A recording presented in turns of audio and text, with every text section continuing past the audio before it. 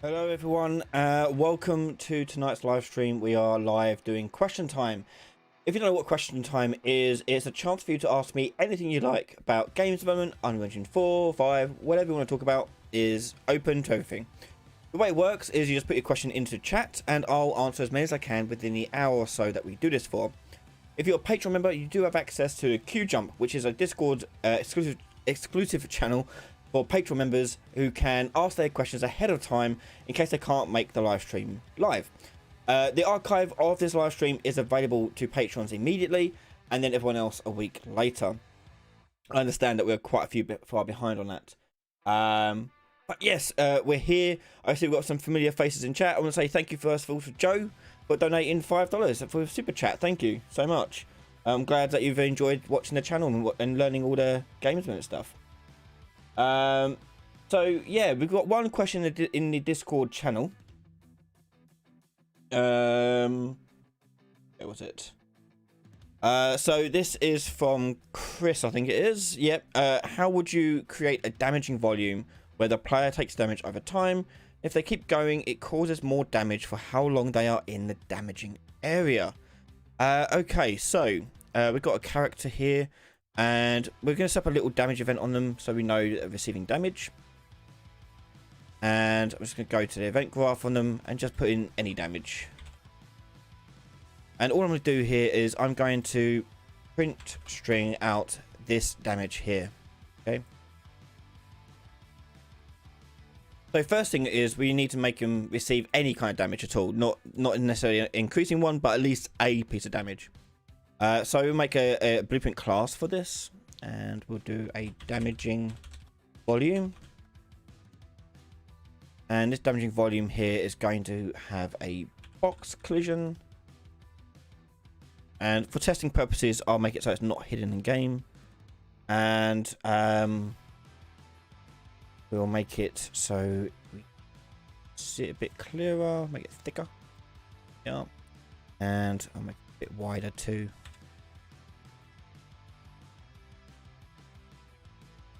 We'll do cool. Right, there's our build there, and in here we're going to do a couple of things. First thing is we need to know when the players walked into it to start something off over here. So on active begin overlap, this is when the player enters this overlap a tool. Okay, so this is going to set things off. And if it can be a dotting damage, so like damage over time, we have to first of all check that the other actor is actually the player first of all. So we can do equal to get player character. And in there then do this. Okay. And if it's true, then we could do damage. So all I'm going to do here is set timer by event. And we're going to do an event down here called deal damage. And this is just simply going to take the overlapping actors inside the box and get overlapping actors. And we'll choose character class because who we're damaging. And for each character that's in there, they're going to take a hit by damage. This isn't the only way of doing this. There's quite a few ways you may want to do it, but ultimately, it depends if you're doing like multiplayer, for example. This will change slightly because of that. But yeah. We also only want to damage things that can be damaged, so do can be damaged. That in there too. Okay. And that's going to be a looping thing on a timer of every 1.5 seconds. And the return value of this will promote to a timer variable. And the reason why we need to do that is because when the player leaves it, we have to turn that timer off. Otherwise, it will just keep ticking away, doing things which we may not want to do. I mean, you don't have to, because it will only do things that are overlapping it. But there's no point trying to apply damage to something that doesn't exist in it. And we're gonna make it so it deals damage straight away as well. So we'll do deal damage here. It deals damage once, and then 1.5 seconds later, it'll do it again on the loop. So let's test that out first of all. That should give us a consistent damage field. Over here. You can see the damage getting applied over there in the print string. 1, 1, 1, 1, and so forth.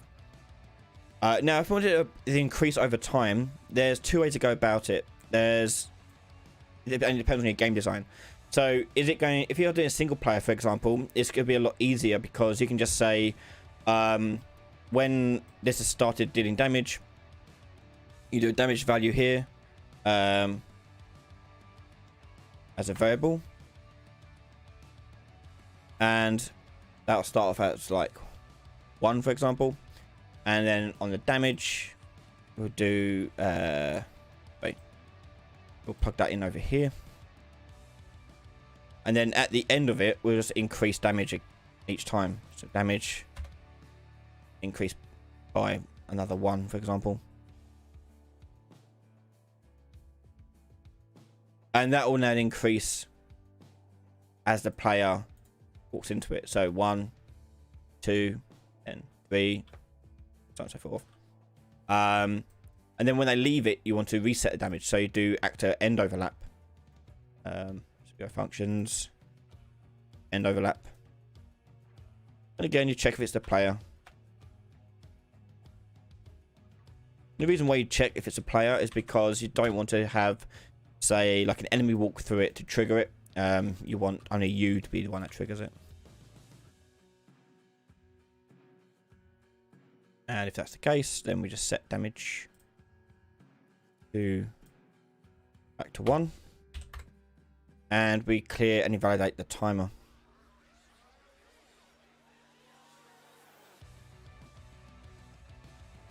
Okay. And that's pretty much a single player setup. So go in here, take 1 damage, 2 damage, 3 damage, walk out. Back in, 1 damage, 2 damage, 3 damage, and so forth. Okay.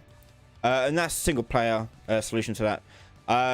Now there are other ways of doing things as well, especially for multiplayer. If you do a multiplayer side of things, you're better off handling it with like a dotting effect where like you're doing like an MMO or other ability games, and on that one what you're actually doing is you'll spawn a damage effect on the player and attach it to the player, and that thing will deal damage to the player as it's attached to them, and that will increase in damage, and then when you leave this we'll just remove that from the player. Hopefully you can figure that bit out. If not, join us next week and we'll go through it again. But I want to move on to the questions in chat. So hello everyone in chat. Big second. Eyes rubbish. Cheers, Grimsboard, thank you very much. How long are you gonna be streaming for? Just hopped on as well. What is the question in motion at the moment?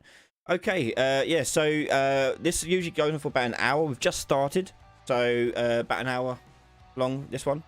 And the question at that time was about doing damage over time in an area. So if the player's in a certain area, how can you deal damage that increases the longer they're in it?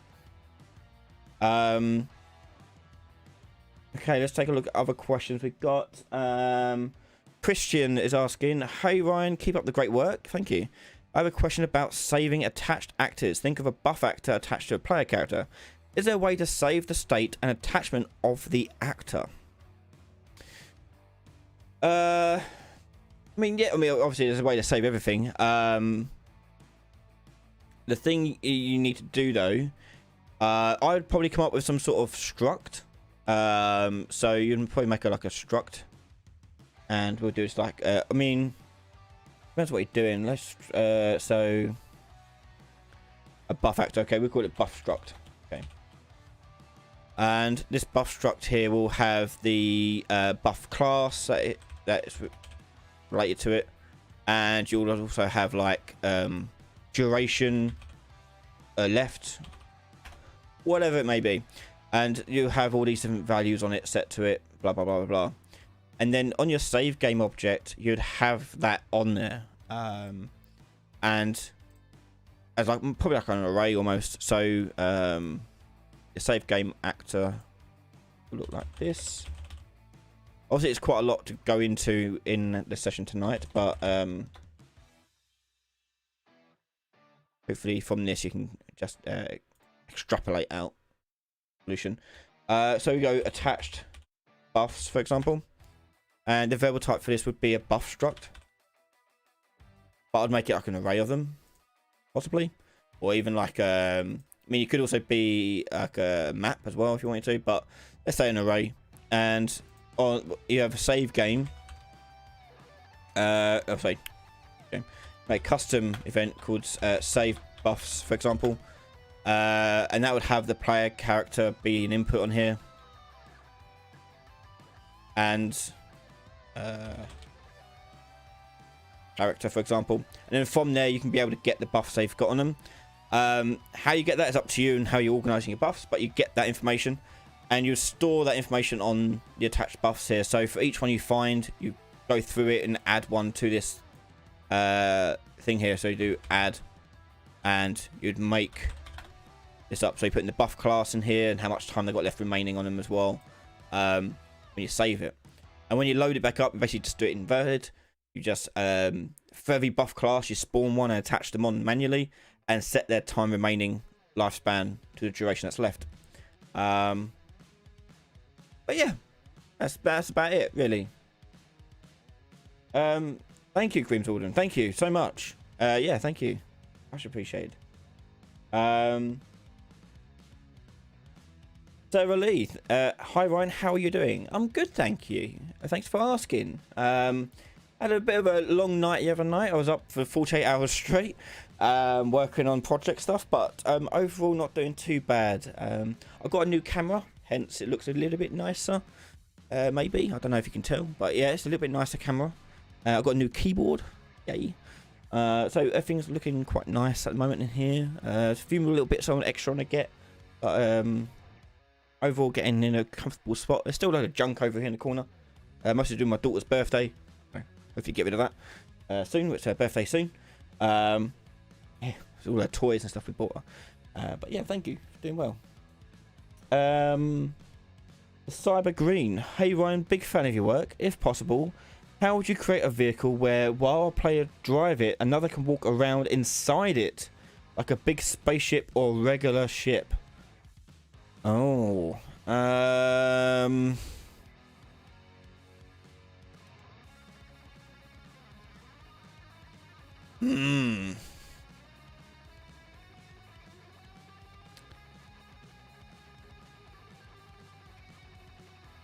I mean, how would you do that?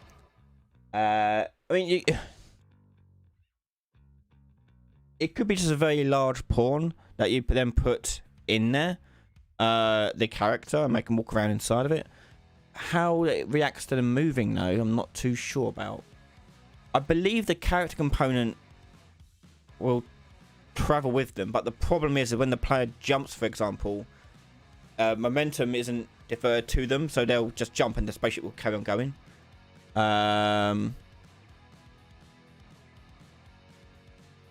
Oh, dear me. Honestly, if it was me, I'd make it instanced, so it wasn't actually... You're not actually inside the vehicle. You're inside a level that looks like the vehicle, and then when you leave it, you load out the other level. That's what I would do. But...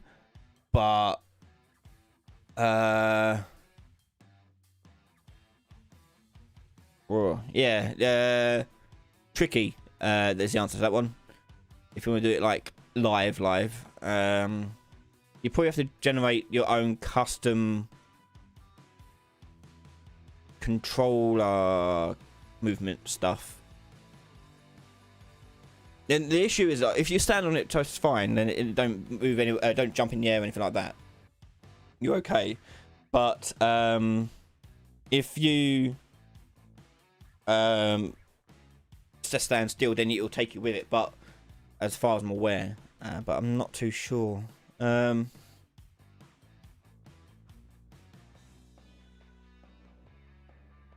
Avoid the walking player to rotate with the vehicle. Yeah, see, all that is tricky. I mean, what kind of vehicle? Like you say, spaceship. I mean, could it work as an instant space rather than in part of the actual object? The only thing I can think of is that you would have to make your own sort of like volume, which will track what the actors are inside doing and almost like attach them to the actor and make them move relative to the vehicle's position.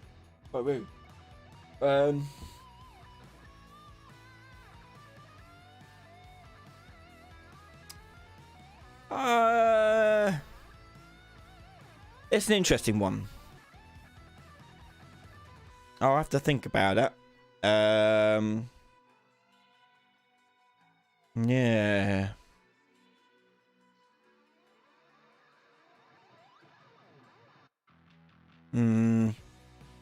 Yeah, no, I'll have to think of something.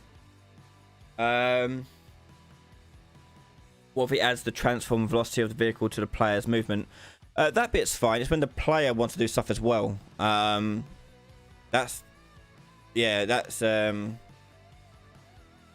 something like Sea of Thieves, but it would be interesting to do a land-based vehicle like a big RB or something, or RV. Yeah. I mean, I don't know. Yeah, it's quite. I don't know if we can make it right now. I'll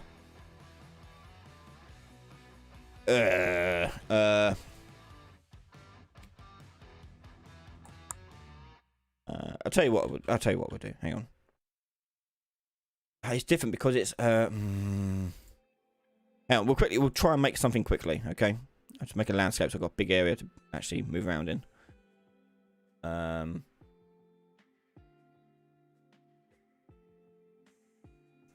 get rid of these walls. Let's make the quote unquote vehicle. So we'll do it as a pawn. Even though we're not actually going to control it with anything.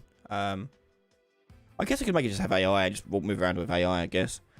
I'll just do a big plane.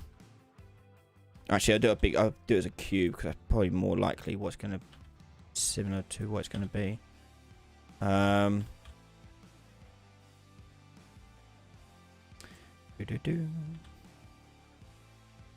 Okay, big. Make it bigger than that. And I'll add a bit more geometry to it as well. I'll have another cube to it, just so we can test like jumping on platforms and things. Oh,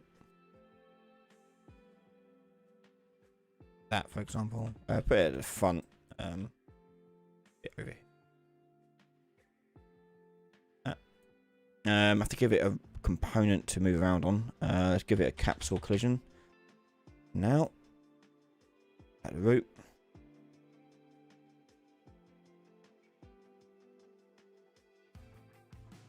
That'll do. Not worried about anything else apart from that. And an event graph here, we'll just do we'll make a custom event, move, and we'll make it do AI move 2.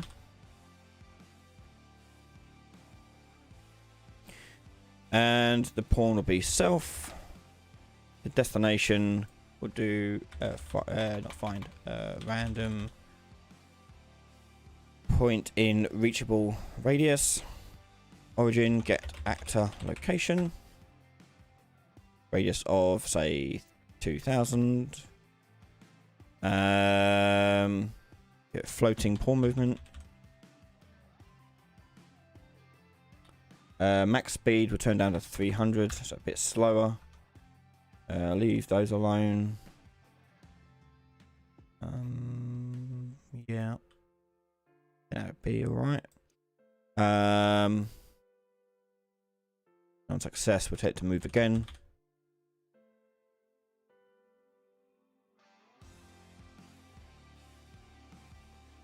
I'll find a damn thing. There it is. And then on pick and play, we'll just do move.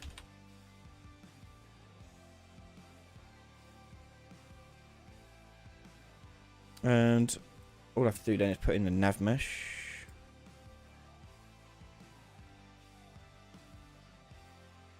And that nice and big.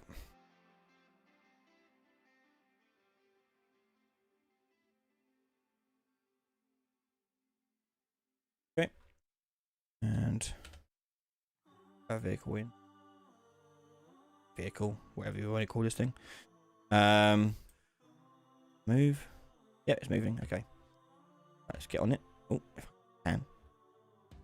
Yeah, so like this is fine. It's when you jumping. Oh, oh yeah, wait, yeah. Okay, so they've got some. Alright, so the way they've made their character movement looks like it will transfer over movement stuff like this. It's not rotating yet. We'll make it rotate. Hang on. Just do it on tick. Very simple. Set actor rotation, and to be get velocity, and convert it to a rotator, and that'll be a target for interp 2. You don't want it snap to it, you want it to be quite smooth. So the current will be get actor rotation, and time, delta seconds, interp speed will do as 1. Quite slow. We should hopefully see it turn. Oh, hang on. So there's me running around on it. That's fine. It's yeah. So it's when I jump in the air, and it turns around harshly. That's the hard bit. I don't know. I have to play Sea of Thieves again. I haven't played for a while. See how they handle. I don't think they do like sharp turns though. That would actually cause this, because their ships are relatively slow. Let's make it pick up further away space. Let's do 5,000. Hopefully, I'll pick like a far away space there. Damn angle! It just looks so weird. I ho silver away.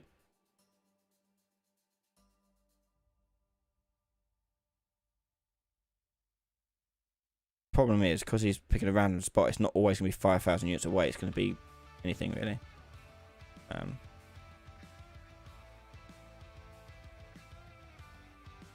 Nonetheless, it's there. I had a similar problem before. I was helping someone make a game, and they wanted it to have like a level take place on a giant mannequin, so walking model of a character. So like you're walking, the whole level is a moving level. Yeah, stuff like that happens. I'm not too sure how we'd go about fixing that. You probably have to, like, when you jump, record the relative location of the player, and whilst they're falling, move them in relation to that. But it's that momentum you're losing, like that, yeah. Let's slow it down. See if speed makes it better. That'd be interesting to see how Sea of Thieves did their one. I'd imagine it's because it's going so slow. You can't really do that fast of turns. You can't do anything crazy like that. Let's turn down the speed on here as well. Do like 100.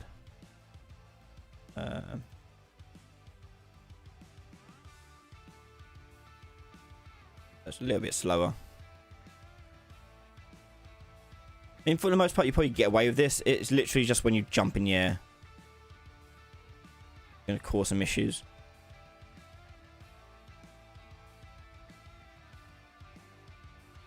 I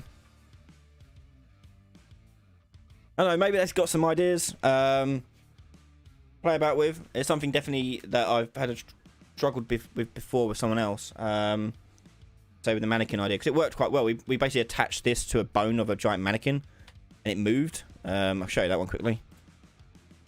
I just take a mannequin and animations and do walk and scale this boy way up.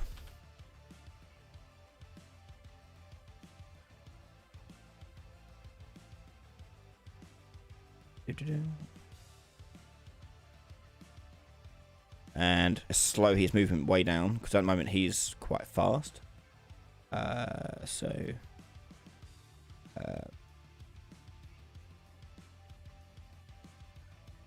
Play rate here, do 0.1.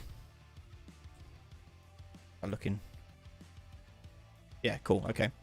So then I would attach something to him, like the platform type thing. They do like a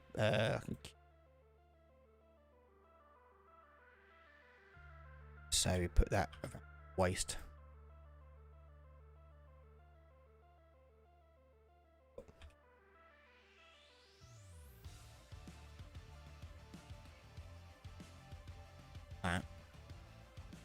And you attach it to his waist. So I would say on here we attach this to this.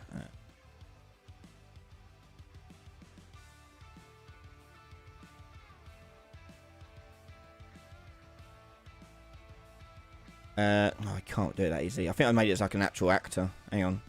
Let's add it with some script. And add it on here.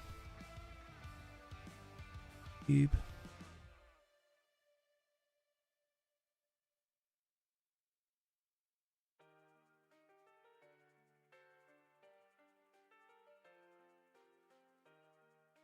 It's a fascinating thing to try and do. It's quite tricky.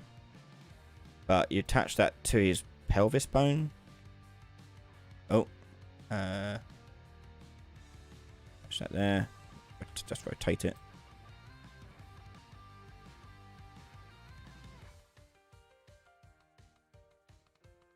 Wobbles like that. And then you probably make another one. Like that. And attach that to his wrist. Its hand. R, for example. And we'll just scale that down a bit.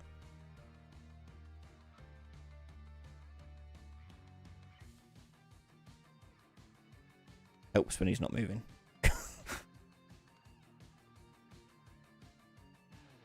Obviously, you'll fall right off of that, but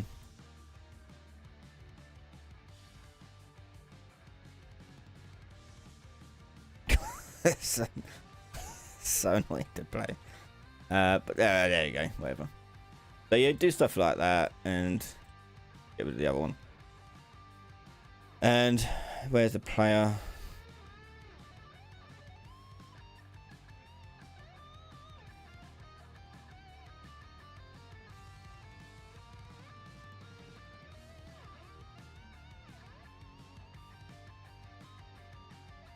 Yeah, you run around on like a moving platform, basically.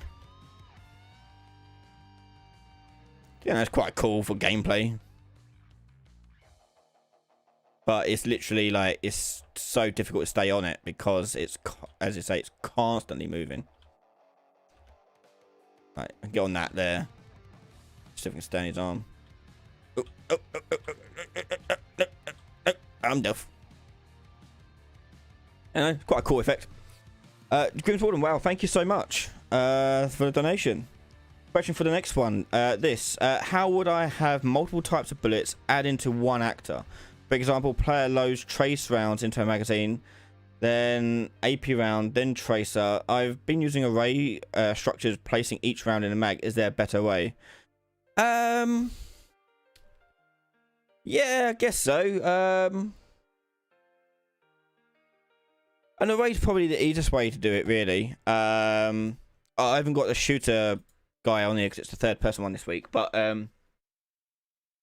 yeah, I would have the types of bullets as a type of struct, maybe, in there. Or not type of struct, in the array. Which could then be leaded to a struct, I guess. But an array is the best way of doing that. And if you want to know how to cycle through an array, I can go through that if you want. Each round in mag, is there a better way?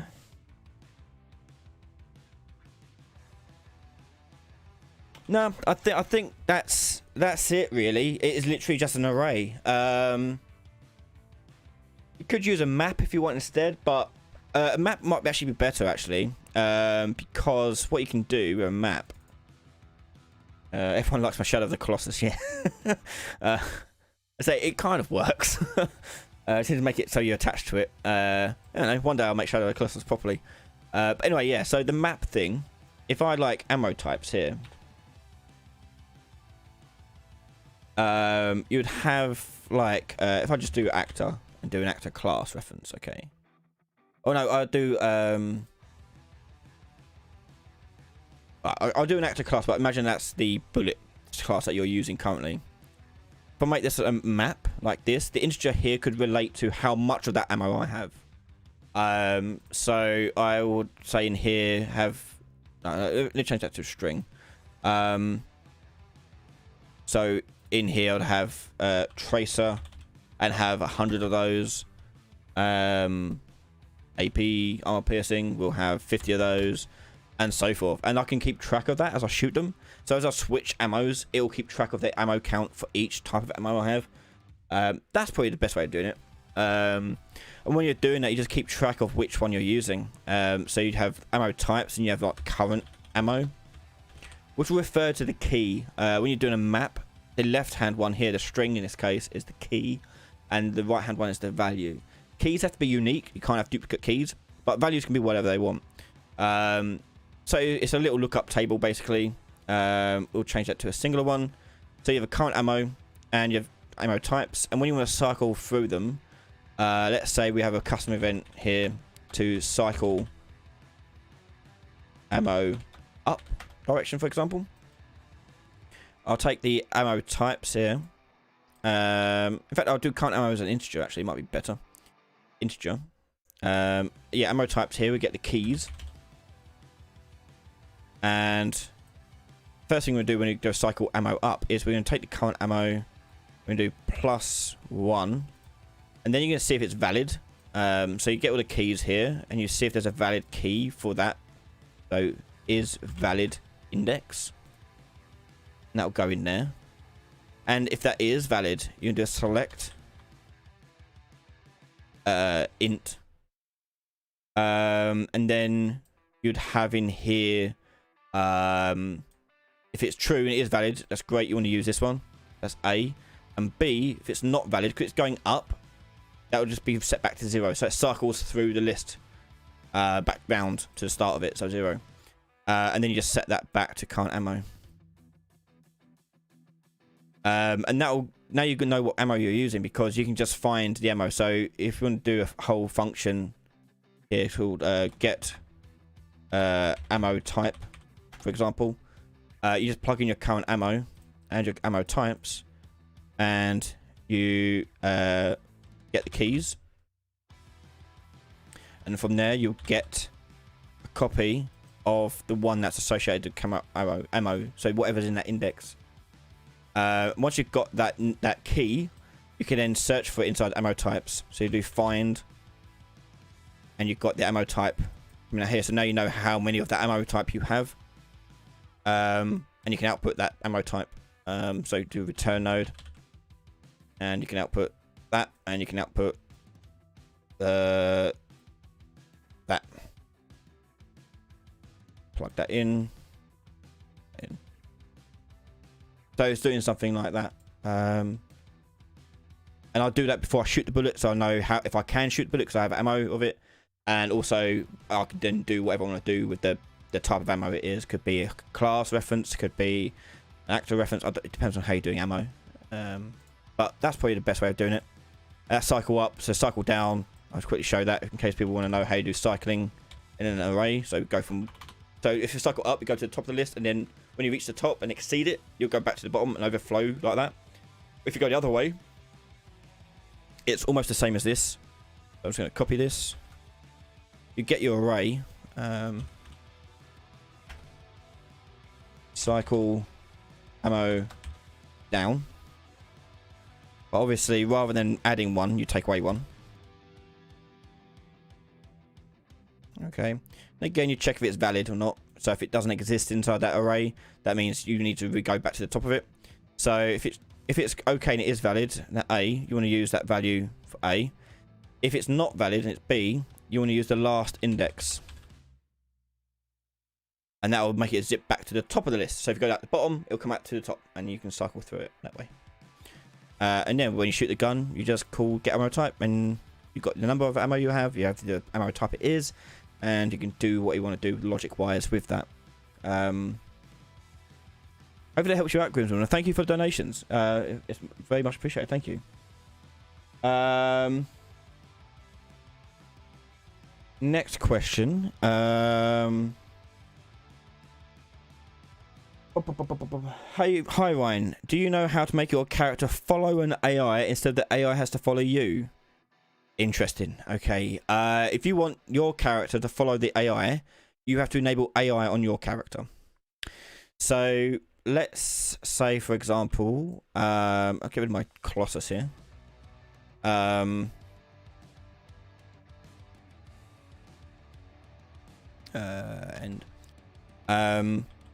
Let's say, for example, I wanted him to follow some AI now. I need to know who I'm following, obviously. But the thing you want to do on here, so just make custom event here to follow AI, okay? And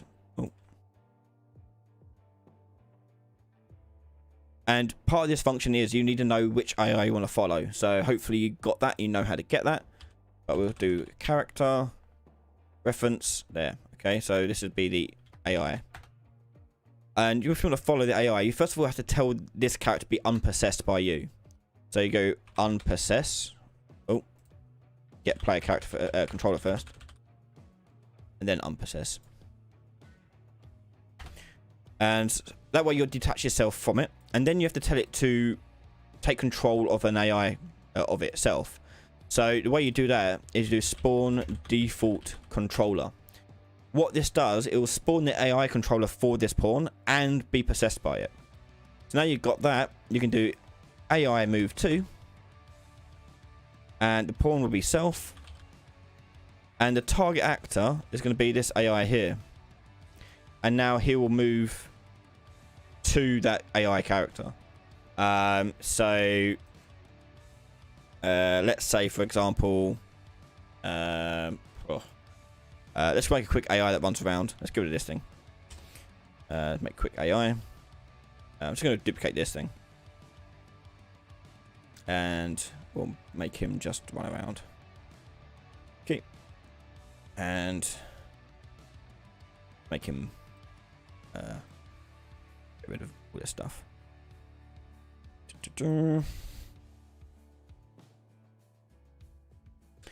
Yeah, so I'll get rid of that as well. We'll do a custom event here to make him move randomly. Random. And just do AI move 2. Self. And destination would be random location or point in reachable radius. Whatever that says. Can't read. That'd be the origin of that. And then the radius here will do like 5,000. So he'll move around, and on success he'll do move random again. Does it on loop, and on begin play he'll start that task.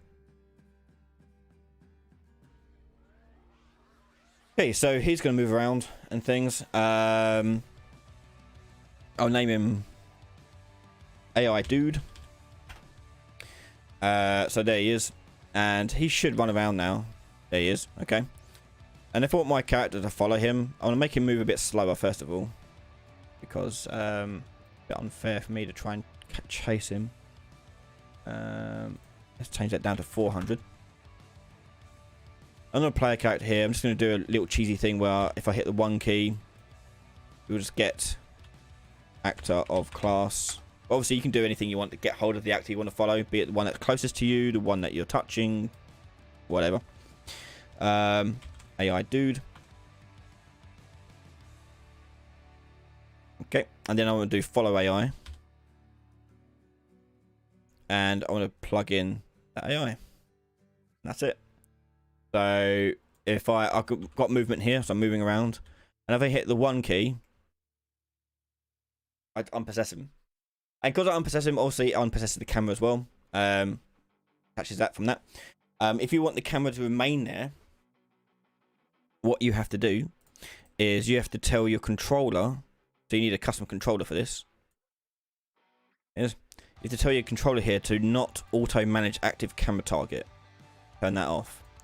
And what that'll mean is on your game mode, you have to first of all use that controller,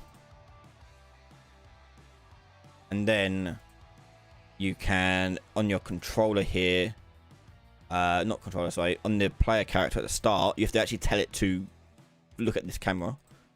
Begin play. Get player controller. Set view target.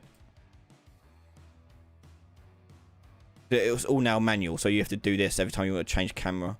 But what it means now though is it will no longer try and detach the camera. It will make it follow it, so it won't actively try and manage where it should be looking. Hopefully that's working now. Yep, so there I go. And if it 1, no, you should move, damn it. Probably have to do it over here. Well,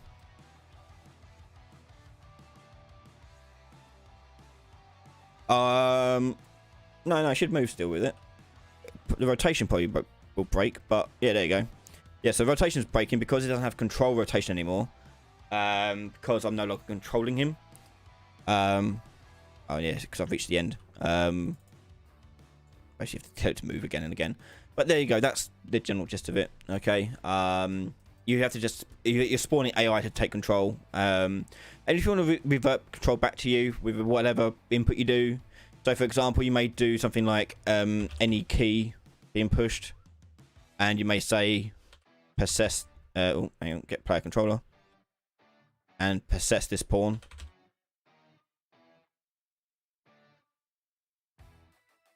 So if I tried to move when he's following him, so for example, or even like a timer, so I'll do pressed here, and I'll do a gate, maybe.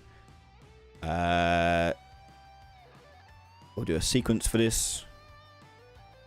A gate's a pretty bad idea actually. We'll just do this. We'll just do pressed or open, and no.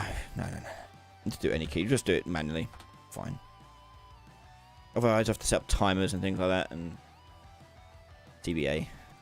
Oh, push the button. I'll do that. Hang on. It's because I'm trying to do this again. I want to make sure I'm not possessing him.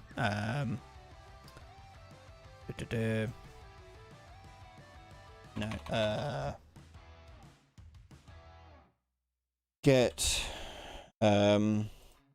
is possessed. No, what's it called? I swear it's possessed.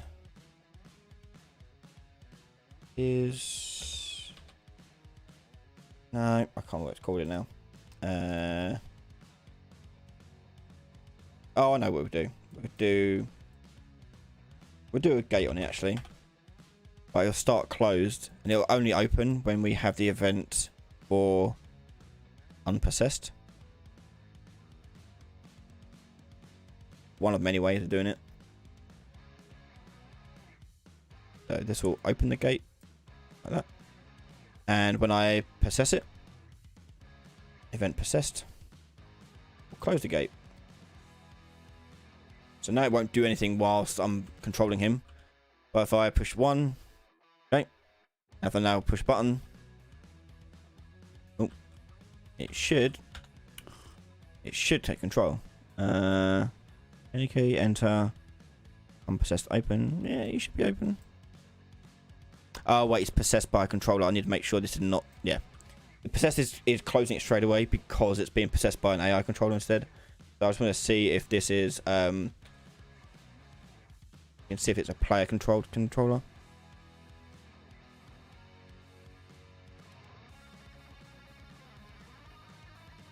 Like that. Right, do it again. So walk around like normal, push 1, away he goes, and no. Yeah. Unpossessed. Why you being like this? Should work. Let's just print string this.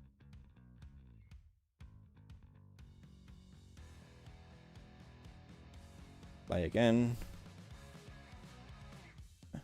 Go again.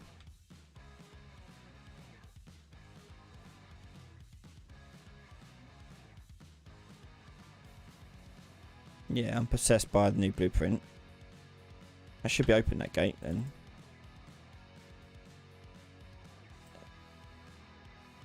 And we should be coming out of here. Saying hello.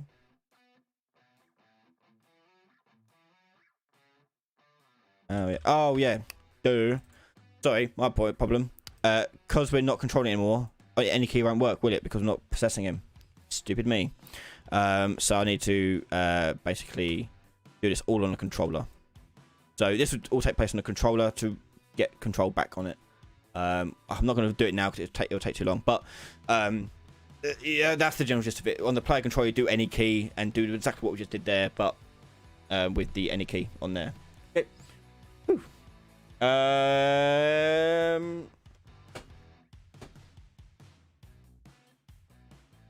Rhino Fams, hey Ryan, have you ever created a game fully finished? Yep. I released a couple. Nothing major. But yeah.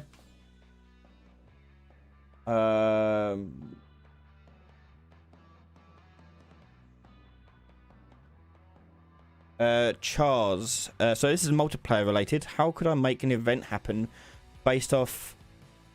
Or is that AI or all players? I can't. All players being within distance to it, like a jump scare, for example, or a player. Is that a player? All players? I don't know. But rather than use distance to measure it, because you have to constantly check distance, I'd use a trigger volume. That'd be the best way of doing it. But all players, yeah, do a trigger volume. And when your player enters the trigger volume, you then check to see if everyone's inside of it, and if everyone is, then do what you want to do. Barter says, hey Ryan, have you ever used Perforce as your version control? If you did, are you going to make a tutorial about it? I did, and I do for some projects I'm working on. Yep. So I mostly do it for like freelance work. I will use Perforce or Git.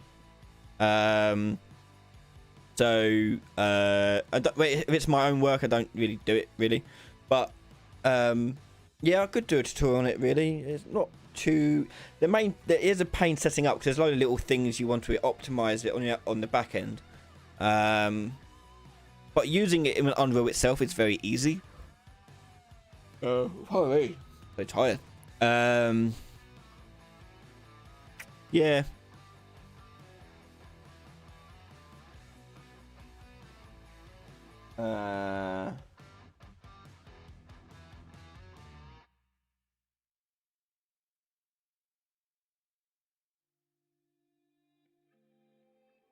Question: how can you do a line trace that gets larger?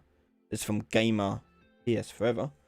How can you do a line trace that gets larger by the time you press a key, or you click on a mouse? If you know Overwatch, it's something like tracer by holding a button to teleport farther. Okay, let's try that then. So I'm just going to take off the follow stuff. And take off this stuff. I'm going to put the controller back on. Actually, no, I could just leave that there. It's fine. Right, so mouse clicks. So we got a few things to worry about here. So let's do left mouse button. The line trace only has to happen once. Okay, so it's not a matter of doing a line trace and then keep it doing it over and over and over again to go further and further and further. That's not what's actually happening. What you want to do is measure the distance that the players held the thing down for at the point where they let go of it or at the point where time runs out.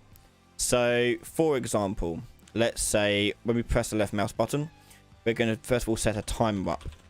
Okay, and that timer is going to be a custom event here to do trigger ability, like teleport, for example. The time is the maximum time you could hold that button down for. Okay, and now this is only if you want to do it automatically. If you want it so you hold the button down, you have to let go of it to teleport, but it has a cap on it. That's fine. You just do what we'll do in a minute with the release. But for the most part, if you want it to auto go when it reaches the end of the time, this is what you want to happen. So let's say you can hold it down for like 5 seconds, for example, to be able to trigger this ability, and you want that to be a variable as well, so you can cancel it when you let go of it. And trigger ability will do its thing. For now, we'll just do a print string. Okay. When I release the key, I want to basically call trigger ability. Okay. Now at the point of doing trigger ability, we need to measure how long is left on the ability timer, or how much has passed, more likely. So get ability timer, get timer elapsed. That's how much time has passed while holding the button, and then ideally normalize it. So this is going between 5 and 0. So if I get time elapsed here and do normalize range and do 0 to 5, I get a normalized value. So value between 0 and 1 based on this range, which I can plug out into there for now. And let's say, for example, now we done, yeah, let's test that out. Okay, so if I hold down the button and then left click, it will now tell it I've elapsed 0.14. If I hold it down further, let go, I've got 0.43. Remember, that's normalized, so it's between 0 and 1. Okay. Now, notice it come up with 1 afterwards. That's because I forgot when I let go of the key to clear this timer. So you take the timer out and you do clear it. You validate it. And that'll stop the timer from running again. Okay, now let's apply this logic to a line trace or a sphere trace, whatever you want to do. So let's do a line trace by channel. We'll put this to the side for a second. And the start of the line trace is going to be the get actor location. And we can go to the start. Then we're going to get the forward vector. And we're going to multiply that by how far we want it to go. So first of all, multiply it by a float here. Then this float you want to do multiplied again, but float multiplied by float. The normalized to range will be one of these, and the other one will be the maximum distance you want to go. So we'll say, let's say you want to go, the minimum distance you can go is, let's say 100, okay? But the maximum you can go is 1,000. So again, you've got a few ways to do this. You can remap this if you want. Oh no, not on there. You can't. That's fine. We'll just do it here. So here we'll do times 900, and then we'll do add 100. Okay, or you can do times 1000, and then clamp it between the min and max, so that'd be 100 and 1000. Oh, that's 10,000. Not on that. and then that'll go into there. Okay, whatever you do, that's up to you. But there's a way to doing it there. Okay, and that's probably the clamp is probably the simplest way of doing it. Now going to end here. We'll do a debug for this, obviously, for duration. And oh no, I'll keep it persistent so we can actually look at it and analyze it a bit better. Then yeah, we'll leave it like that. Play. So if I wrong keys. Let's do a scientific test here. If I stand at the edge of this map here, I'm gonna hold down left click. There's a little line. Hold down a longer click. Hang on, I should have moved to the side. Little line. Hold down the whole way. Okay, that's the maximum distance. Okay, and that's the minimum distance. And everything else is in between.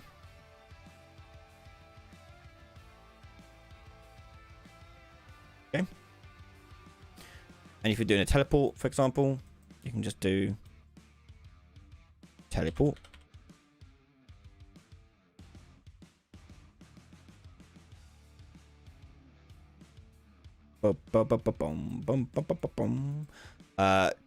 Destination here will be a select vector.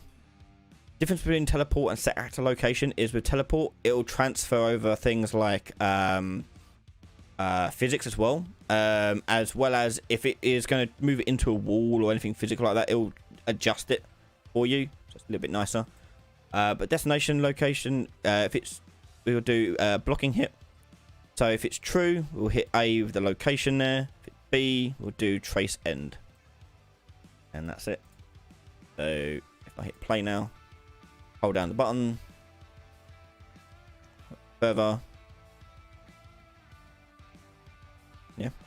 Let's make it go a bit further. Let's increase those values a little bit. So we'll times that by, say, 3,000. And a minimum distance of 1,000. Okay. So just tapping it will make me go 1,000. Okay. But if I hit a wall, it should stop me at the wall. No matter how far I go. Yep, there you go.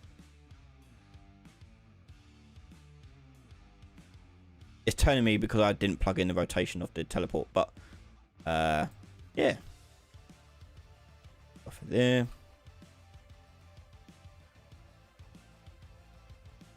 There you go. I obviously put like particle effects and things on it.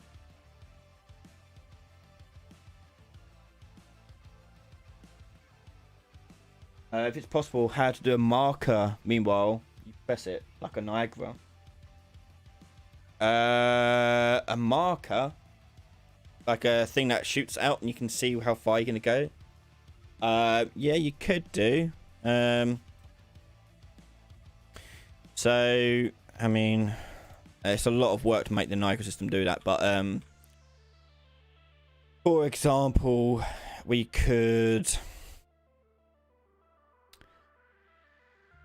Okay, we don't have time to do it, but I would make a Niagara system have move particles between 2 points. One point would be its simulation point where it starts, and that'll be the thing that's attached to the end of where I'm moving it to. And you can scale that across. So even though we're only doing line trace at the end of the hit, you could animate a Niagara effect to replicate what you're doing there if you wanted to. Or you can make the line trace do it on tick and make it only actually do something at the end of that tick. Whatever, really. Yeah, there's a few again, a few things to be like that. Okay, so we've got only time for a couple more questions. M Zone 3D, hello again. Hi Ryan, how would you improve jumping to be more platformer and not like the default floating of the third person character? Using a timeline, adjusting gravity. Cheers. Okay, so our player character here. This will involve playtesting, first and foremost. But a few things to take into consideration is on the character movement, I would normally turn gravity up to like something like 1.8. And to adjust for that, you need to increase the jump velocity. what this gives you is a sharper jump and sharper pull down. So I'll turn this up to like 1200, for example. And you get a better looking jump. And it pulls you down a bit snappier. Okay. And you can tweak that as much as you like, so you can turn gravity up a bit more. Just bear in mind, if you do increase gravity, you do have to increase jump velocity if you want to keep that height the same. So I'll turn gravity up to 2.4 on here. I'll change that to 1400. And we can see... You can see how it's just a bit more snappy. You then want to also... Usually if you're doing a platformer, you want to give it a bit more air control. So here. And this is the multiplier that goes towards your movement. So if you push forwards, 0.2 means you'll move 0.2 forwards. And if you change direction, again 0.2 change the direction. You usually turn that quite up high if you want to do a platformer. So if I turn it up to 1, it means you're going to have full control whilst in the air, which means you can like land those platforms a bit more accurately. Okay. And it'll start feeling more like what you are thinking of when you think of platformers. Yeah.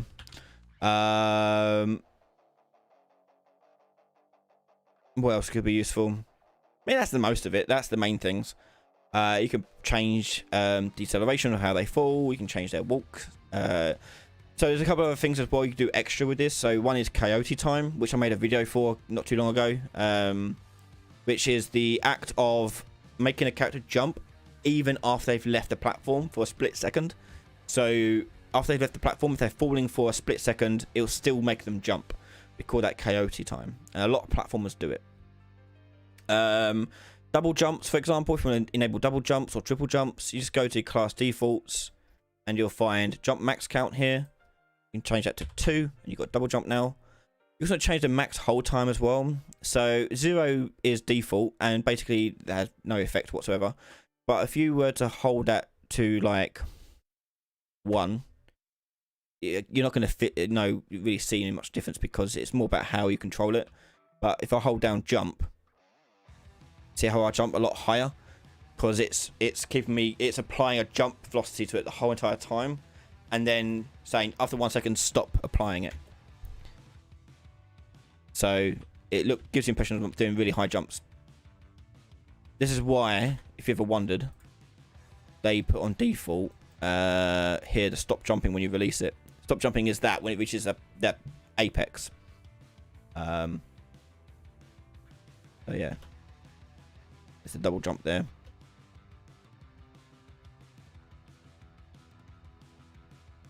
Oh, I keep clicking on the wrong one. But yeah, play about with these settings. I like to keep that one at 0 personally. But it's mostly character movement that you're messing about with, more so than anything else. You're messing around with things like their turning radius as well, making sure that they turn correctly. But yeah. Execution of Ryan, did you go to university and do you recommend it? I did go to university. Yep, I went to University of East London to study video game development, and I got a first class degree, which, if you don't know, is the highest one. I only got it by 0.4%, so but it still counts. Do I recommend it? Yes, but not for the reasons you think. So, a games education, like a formal education in games, is kind of not important at all. Games is such a fast-moving industry. Everything you've learned will be replaced within 1 year. Like everything I learned at university, like software-wise anyway, is pretty much null and void. It doesn't count anymore. It doesn't work anymore. The thing you want to take away from university and any like formal education for games development, thing you want to take away is things outside of the actual knowledge that you're getting. So the most important skill to learn in anything, not just games, but anything, is the ability to learn itself. So like my students used to get really downtrodden when I told them, like, when they finish their course, they will now have to, you've only just begun learning, you'll be doing this for the rest of your life.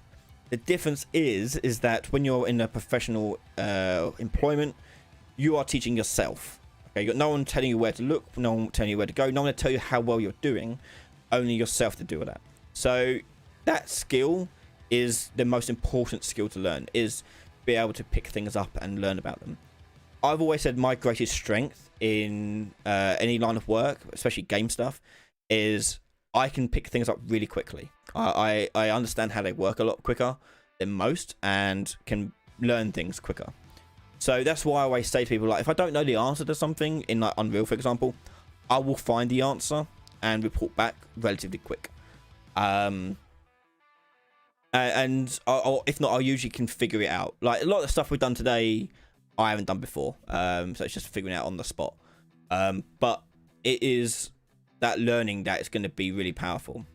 The other thing that's useful about you going to do formal education, especially like universities or college in America, is pick ones that have great ties with game studios.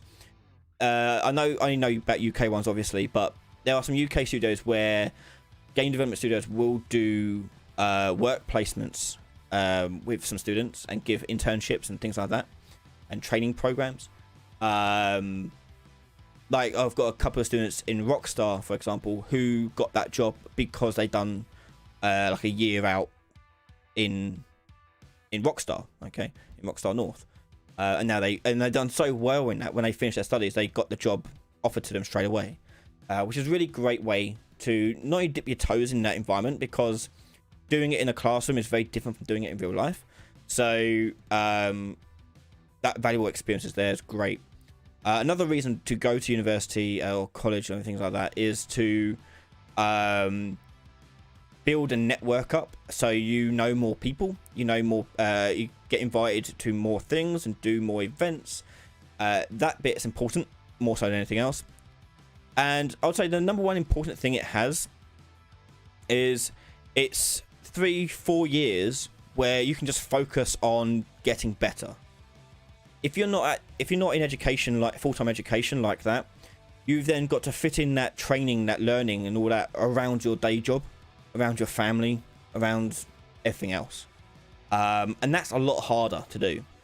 So if you've got the opportunity to take 3 years out of your life to learn and just cram your head with knowledge, practice, development skills, build a portfolio and focus only on that, you're gonna be so much better for it. And that's why I will always recommend going to university, is that those are years that, especially in that, if you're in that age group, young, like early 20s, late teens, you're going to university, it's a great time to do it, because you typically normally don't have like a family to worry about, bills to pay for, don't have nothing tying you down. It's a great opportunity to go and experiment with life and gain the knowledge and experience that at a later point in life you won't have the time to do.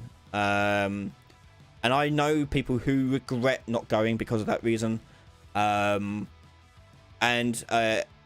wish I could have stayed in university just learning new stuff and keep going, keep training and all that, rather than start work and do all that boring stuff. It's a lot easier to do it when you're surrounded yourself with those people. Plus it's a lot of fun, going to parties, socializing, game jams, all that stuff. I would recommend it for all those reasons. The thing I would not recommend it for is if you your degree, if you think your degree will help you get a job, it won't. What will help you get a job is showing what you can do.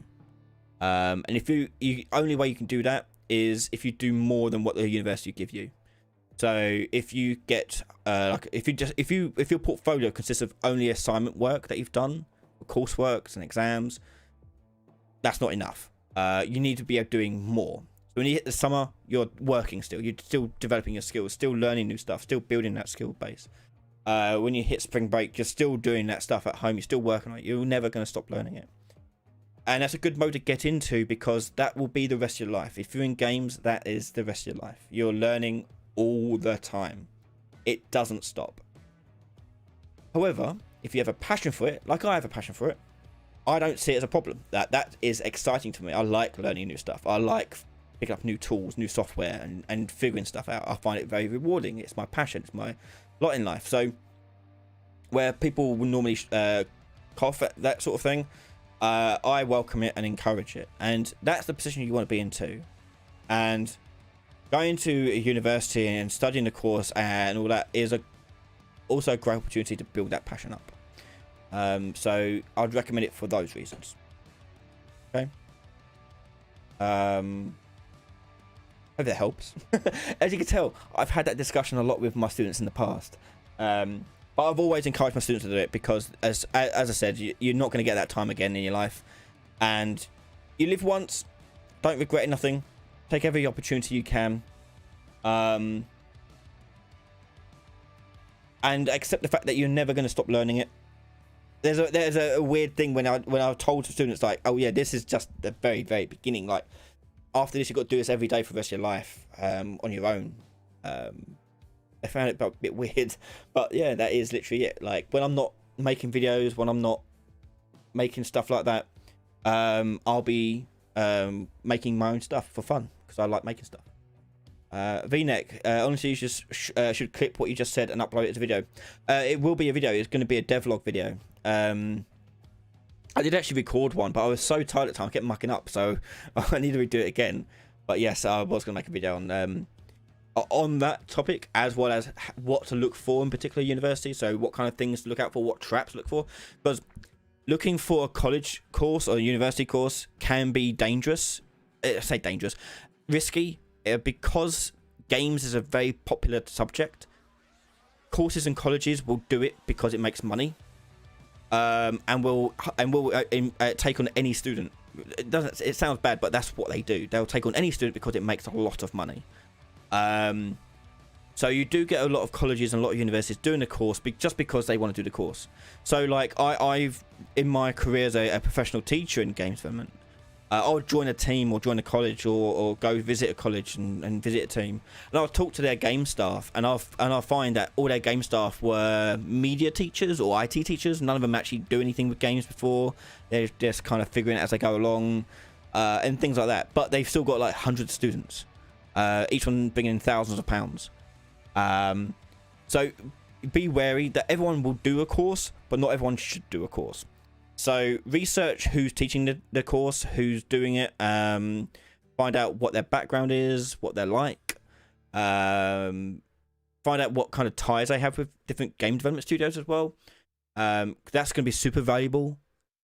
So some universities will have good relationships with local studios.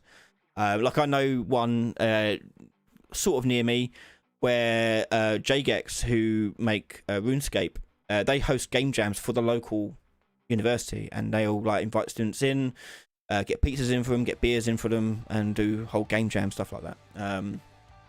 Whether they obviously not doing it during COVID, but that's what they used to do.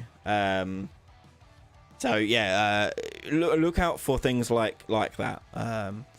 Be wary. Ask the questions like, don't ask the questions like, what will I learn on the course? I mean, that's important, but don't go into it asking basic questions. Ask about the facilities, who's teaching on it, and what kind of skill development is it going to entail. Like case in point, when I used to pitch the games course I used to teach at college, I would tell them about myself, what I do for a living, and what I have been doing, and my background and things like that. Also, and then when talking about the course content itself, the focus of whatever I was doing was focused around getting a job in industry. So it was building up the skills and knowledge to build a portfolio, to take those first steps going forwards. Rather than just ticking boxes on an exam sheet, it was more like, okay, we're going to give you a task that you would get if you were doing a freelance project or working for a studio, or doing an exam for an interview, for example. Like we'd give them like an assignment that was literally an interview question, and they would have to answer it. So it's things like that, yeah.